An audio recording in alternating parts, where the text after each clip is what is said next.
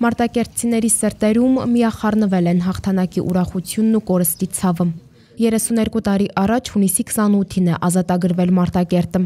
Զոհված ազատամարտիկների հիշատակը ոգեկոչելու համար մարտակերտցիները Եռաբլուր զինվորական պանթեոնում են հավաքվել։ Հովանես Քահանա Հովանեսյանի ձեռամբ հոգեհանգստյան կարգ է մատուցվել, նաև աղոթք խաղաղության եւ անցյալի համար։ Սուրբ Երեցի անուն քո, եկես արքայություն քո։ Մարտակերտի ազատագրումն ազգային ազատագրական պայքարի կարևոր ձեռքբերումներից էր։ 1993-ին Արցախ ինքնապաշտպանական ուժերն ազատագրեցին երկրի հյուսիսարևելյան դարպասը, հույս եւ ուժ տալով ինքնության համար կռիվ տվող Արցախին։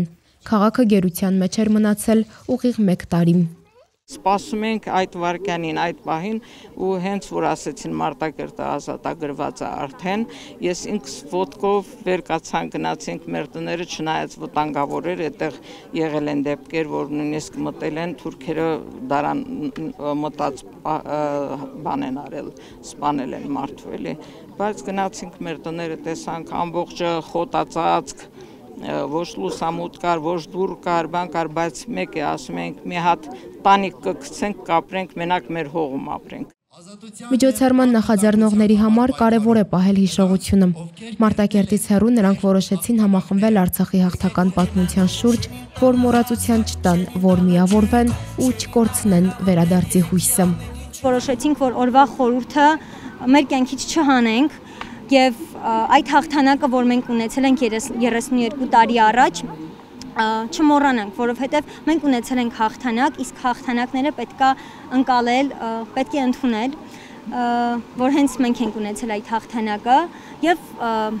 ընդունել, որ դա եղել է մեր պատմության մի մասը անկախ ներկա իրավիճակից։ Երգերը, խոսքերը բոլորին Մարտակերտ էին տանում, Արցախ, իրենց հուշերի, մանկության ու երազանքների հայրենիք։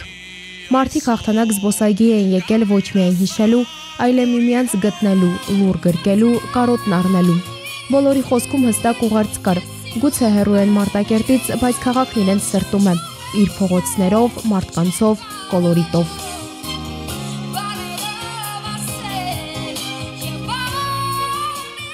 Հենց այդ հանդիպման ակնկալիքով այսօր եկել եմ, որպեսզի տեսնեմ համագյուղացիներիս, համերկրացիներիս ու յուրաքանչյուրին տեսնելով նորից մենք հետ ենք դառնում մեր բնակավայրերը։ Գիտեք, հույսը վերջինն է մեռնում, մենք հույս ունենք, որ երբևէ կվերադառնանք։ Մարտակերտից հեռու, բայց Մարտակերտով ապրող այս մարդիկ շարունակում են հավատալ, հիշել ու սպասել։ Քաղաքն այսօր ապրում է իր յուրաքանչյուր բնակչի շուրթերին, սրտում եւ երազանքներում։